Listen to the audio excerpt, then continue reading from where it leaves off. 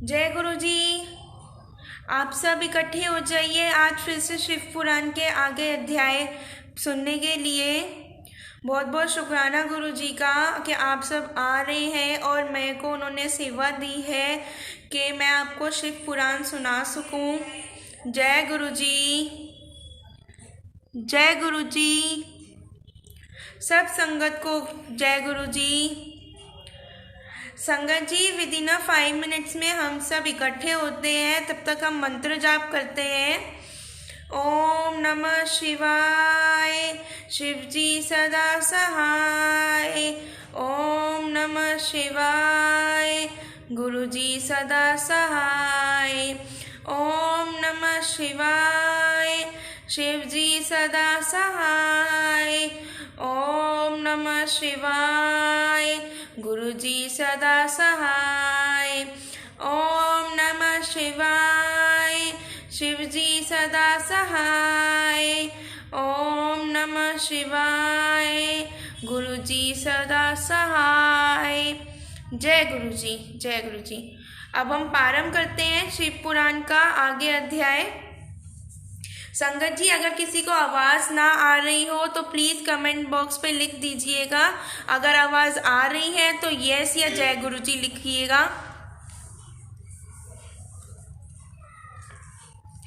महेश्वर का ब्रह्मा और विष्णु को अपने निष्कल और सकल स्वरूप का परिचय देते हुए लिंग पूजन का महत्व बताना। नंदिकेश्वर कहते हैं, तदंतर वे दोनों ब्रह्मा और विष्णु भगवान शंकर को प्रणाम करके दोनों हाथ जोड़ उनके दाएं बाएं भाग में चुपचाप खड़े हो गए। फिर उन्होंने यहाँ साक्षात प्रकट पूजनीय महादेव जी को श्रेष्ठ आसन पर स्थापित करके पवित्र पुरुष वस्तुओं द्वारा उनका पूजन किया। दीर्घ काल तक आवकृत भाव से सुस्थिर रहने वाली वस्तुओं को पुरुष वस्तु कहते हैं और अल्पकाल तक ही टिकने वाली क्षण भंगुर वस्तुएं प्रकृत वस्तु कहलाती हैं। इस तरह वस्तु के ये दो भेद जानने चाहिए।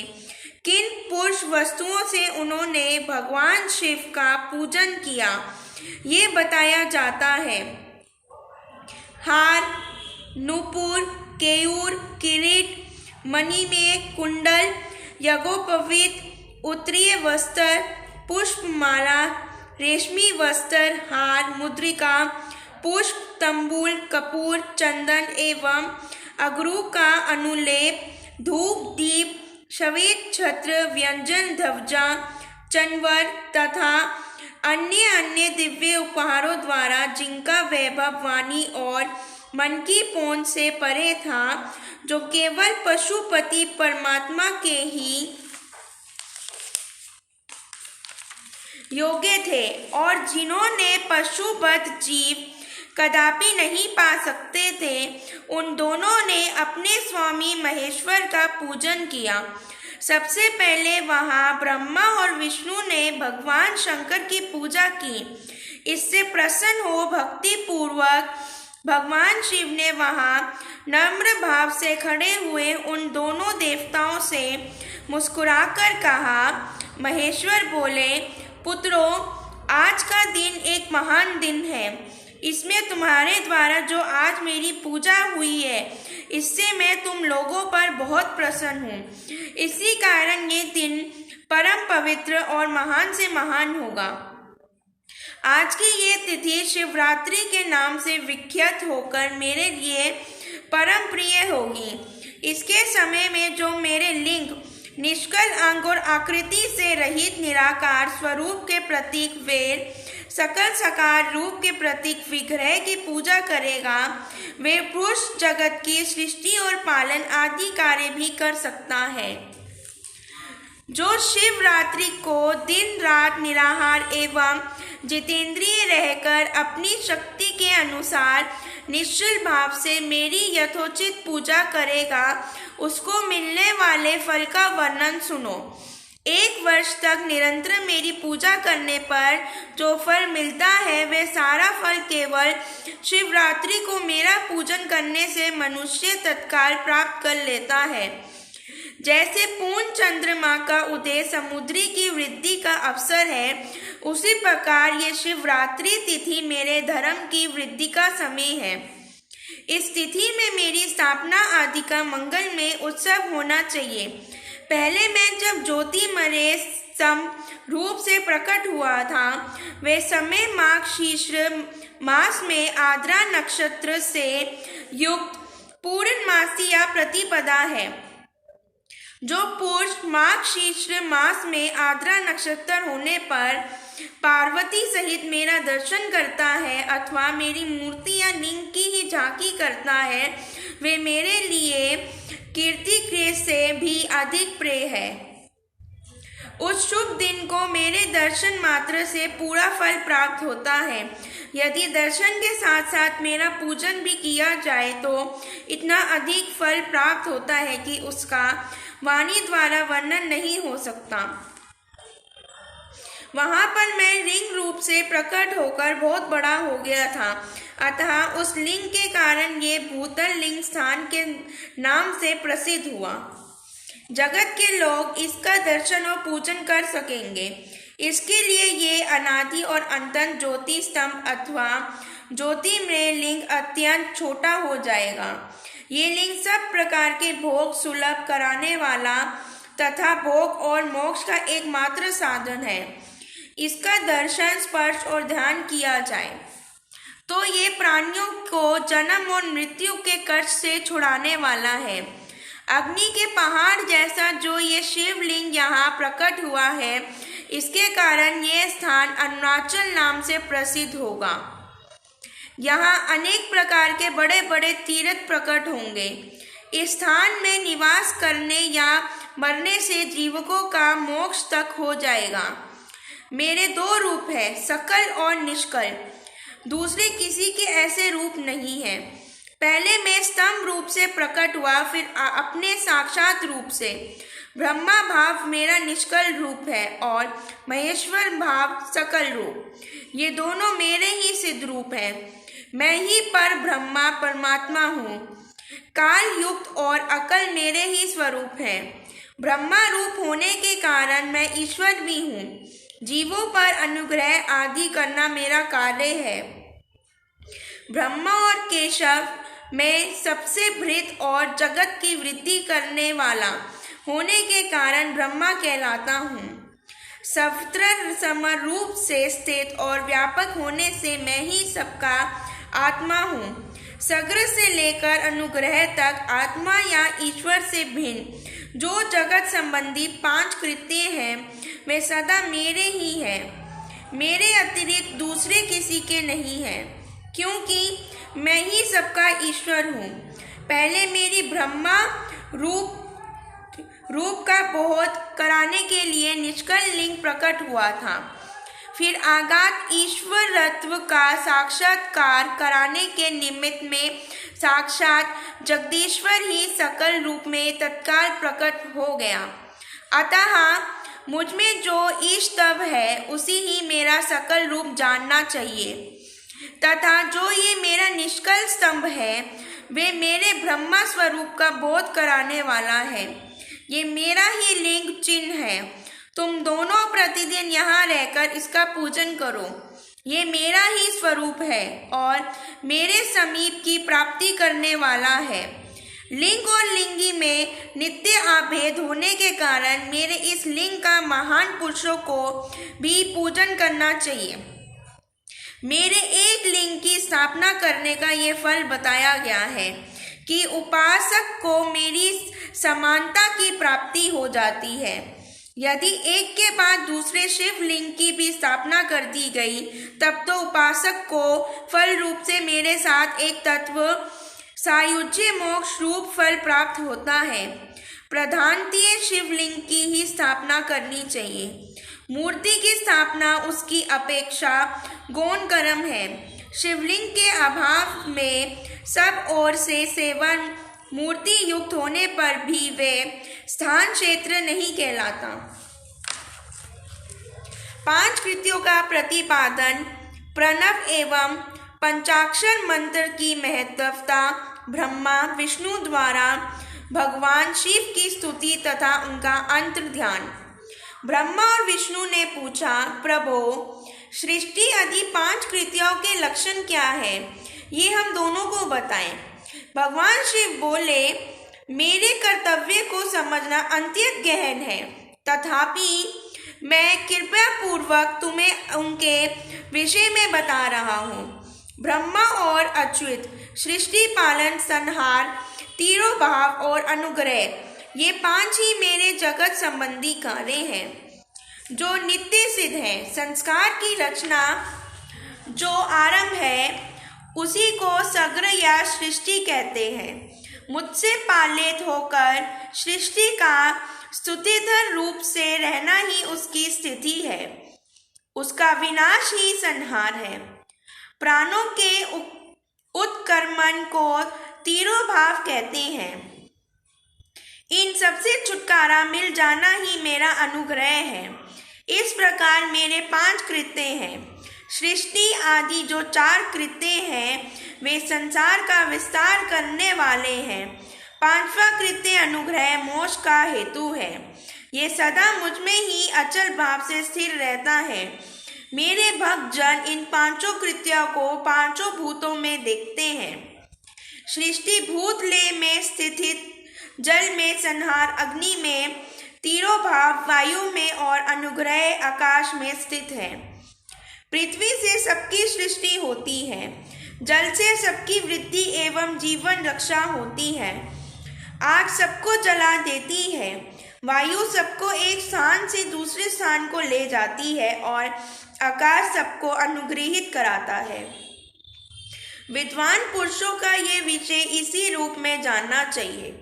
इन 5 कृत्यों का भार वहन करने के लिए ही मेरे 5 मुख हैं। 4 दिशाओं में 4 मुख हैं और इनके बीच में 5वां मुख है। पुत्रों, तुम दोनों ने तपस्या करके प्रसन्न हुए मुझे परमेश्वर से सृष्टि और स्थिति नामक दोनों कृत्य प्राप्त किए हैं। ये दोनों तुम्हें बहुत प्रिय हैं। इसी प्रकार मेरी विभूति स्वरूप रुद्र और महेश्वर में 2 अन्य उत्तम कृत्य संहार और तिरोभाव मुझसे प्राप्त किए हैं, परंतु अनुग्रह नामक कृत्य दूसरा कोई नहीं पा सकता। रुद्र और महेश्वर अपने कर्म को भूले नहीं हैं, इसलिए मैंने उनके लिए अपनी समानता प्रदान की है। वे रूप, वेश, कृत्य, वाहन, आसन और आयुध आदि में मेरे समान ही हैं। मैंने पूर्व काल में अपने स्वरूप भूत मंत्र का उपदेश किया है, जो ओंकार के रूप में प्रसिद्ध है। वे महामंगलकारी मंत्र है। सबसे पहले मेरे मुख से ओंकार ओम प्रकट हुआ, जो मेरे स्वरूप का बोध कराने वाला है। ओंकार वाचक है और मैं वाच्य हूँ। ये मंत्र मेरा स्वरूप ही है। प्रतिदिन ओंकार का निरंतर स्मरण करने से मेरा ही सदा स्मरण होता है। मेरे उत्तरवर्ती मुख से आकार का, पश्चिम मुख से उकार का, दक्षिण मुख से मकार का, पूर्ववर्ती मुख से बिंदु का तथा मध्यवर्ती मुख से नाद का प्रकट्य हुआ। इस प्रकार 5 अवयवों से युक्त ओंकार का विस्तार हुआ है। इन सभी अवयवों से एक ही भूत होकर ये प्रणव ओम नामक एक अक्षर हो गया। ये नाम रूपात्मक सारा जगत तथा वेद उत्पन्न स्त्री पुरुष वर्ग रूप दोनों कुल इस प्रणव मंत्र से व्याप्त है। ये मंत्र शिव और शक्ति दोनों का बोधक है। इससे पंचाक्षर मंत्र की उत्पत्ति होती है, जो मेरे सकल रूप का बोधक है। वे आकार आदि कर्म से और मकार आदि कर्म से कर्मशः प्रकाश में आया है। ओम नमः शिवाय ये पंचाक्षर मंत्र है। इस पंचाक्षर मंत्र से मंत्र का वर्णन प्रकट हुए हैं, जो 5 भेद वाले हैं।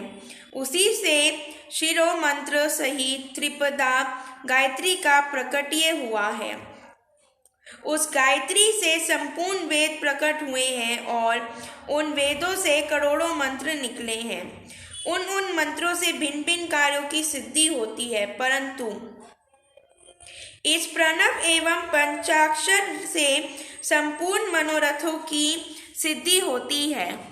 इस मंत्र समुदाय से भोग और मोक्ष दोनों सिद्ध होते हैं। मेरे सकल स्वरूप से संबंध रखने वाले सभी मंत्र राज साक्षात भोग प्रदान करने वाले और शुभ कारक मोक्षप्रद हैं।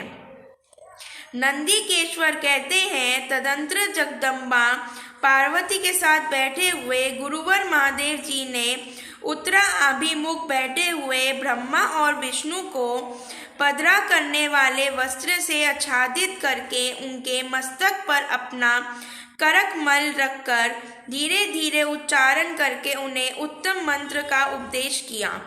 मंत्र तंत्र में बताई हुई विधि के पालन पूर्वक 3 बार मंत्र का उच्चारण करके भगवान शिव ने उन दोनों शिष्यों को मंत्र की दीक्षा दी। फिर उन शिष्यों ने गुरु दक्षिणा के रूप में अपने आप को ही समर्पित कर दिया और दोनों हाथ जोड़कर उनके समीप खड़े हो उन देवेश्वर जगत गुरु का स्तवन किया। ब्रह्मा और विष्णु बोले, प्रभो, आप निष्कल रूप हैं, आपको नमस्कार है। आप निष्कल तेज से प्रकाशित होते हैं, आपको नमस्कार है। आप सबके स्वामी हैं, आपको नमस्कार है। आप सर्वात्मा को नमस्कार अथवा सकल स्वरूप आप महेश्वर को नमस्कार है। आप प्रणव के वाच्यार्थ हैं, आपको नमस्कार है। आप प्रणव लिंग वाले हैं, आपको नमस्कार है। सृष्टि पालन संहार तीरों भाव और अनुग्रह करने वाले आपको नमस्कार है। आपके 5 मुख हैं, आप परमेश्वर को नमस्कार है। पंच ब्रह्मा स्वरूप 5 कृत्य वाले आपको नमस्कार है। आप सबके आत्मा हैं, ब्रह्मा हैं, आपके गुण और शक्तियाँ अनंत हैं, आपको नमस्कार है। आपके सकल और निष्कल 2 रूप है। आप सद्गुरु एवं शंभु हैं, आपको नमस्कार है। इन पगों द्वारा अपने गुरु महेश्वर की स्तुति करके ब्रह्मा और विष्णु ने उनके चरणों में प्रणाम किया। महेश्वर बोले, आद्रा नक्षत्र से युक्त चतुर्दशी को प्रणव का जप किया जाए तो वे अक्षय फल देने वाला होता है। सूर्य की संक्रांति से युक्त महाआद्र नक्षत्र में एक बार किया हुआ प्रणव जप कोटि गुने जप का फल देता है। मृगशिरा नक्षत्र का अंतिम भाग तथा पूर्ण वृषु का आदि भाग पूजा, होम और तपन आदि के लिए सदा आद्रा के समान ही होता है, ये जानना चाहिए। मेरा या मेरे लिंग का दर्शन प्रभात काल में ही प्रातः और संगव मध्याह्न के पूर्व काल में करना चाहिए। मेरे दर्शन पूजन के लिए चतुर्दशी तिथि निश्चित व्यापनी अथवा प्रदोष व्यापनी लेनी चाहिए, क्योंकि परवृतनी तिथि से संयुक्त चतुर्दशी की ही प्रशंसा की जाती है। पूजा करने वालों के लिए मेरी मूर्ति तथा लिंग दोनों समान है, फिर भी मूर्ति की अपेक्षा लिंग का स्थान ऊंचा है। इसलिए मुमुक्ष पुरुषों को चाहिए कि वे वेर मूर्ति से भी श्रेष्ठ समझकर लिंग का ही पूजन करें। लिंग का ओंकार मंत्र से और वेर का पंचाक्षर मंत्र से पूजन करना चाहिए। शिवलिंग की स्वयं ही स्थापना करके अथवा दूसरों से भी स्थापना करवाकर उत्तम द्रव्य में उपचारों से पूजा करनी चाहिए। इससे मेरा पद सुलभ हो जाता है। इस प्रकार उन दोनों शिष्यों को उपदेश देकर भगवान शिव वहीं अंत ग्रहण हो गए। जय गुरु जी, शुक्राना गुरु जी का। संगत जी, मैं रोज़ क्या कहते हैं जो भी अध्याय हैं वो मैं YouTube पे अपलोड कर रही हूँ। कल से मैंने IGTV वीडियो पे पोस्ट की हैं इंस्टाग्राम पेज पे। जो भी आप सब शिव पुराण फिर से सुनना चाहें वो आप अक्षय अंकल जी से लिंक ले लीजिएगा और यूट्यूब पे उसे सुनिएगा और आगे सब संगत को वो क्या कहते हैं फॉरवर्ड कीजिएगा कि सब ज़्यादा से ज़्यादा शिव पुराण को सुनने का सौभाग्य ले पाए। हम फिर कल आपसे 7 बजे मिलूंगी, फिर से हम प्रारंभ करेंगे अध्याय को। जय गुरु जी, शुक्राना गुरु जी। अब मैं आज्ञा लेती हूँ जाने की। ओम नमः शिवाय, शिव जी सदा सहाय। ओम नमः शिवाय, गुरु जी सदा सहाय। जय गुरु जी।